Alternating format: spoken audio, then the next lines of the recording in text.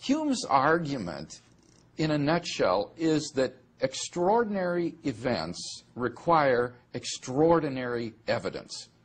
Now, at first that may sound very commonsensical and true, but probability theorists from Condorcet to John Stuart Mill, studying the problem of how you establish the historicity of highly improbable events, have shown that Hume's presupposition is demonstrably false.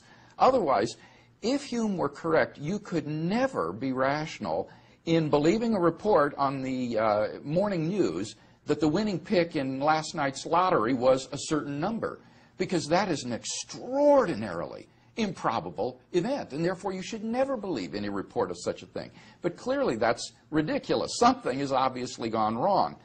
And what probability theorists realized was that in establishing the probability of an event, you must consider more than simply the inherent probability of that event. You also have to take into account the probability of the evidence being just as it is if that event had not taken place.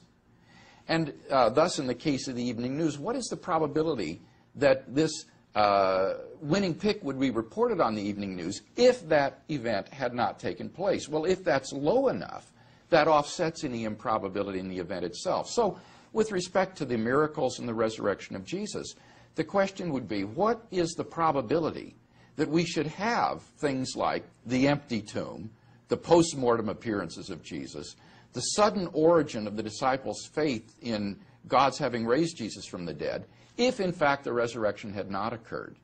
And when you consider that evidence in the mix, then it's not at all true that extraordinary events require extraordinary evidence. That's simply a false presupposition behind Hume's argument.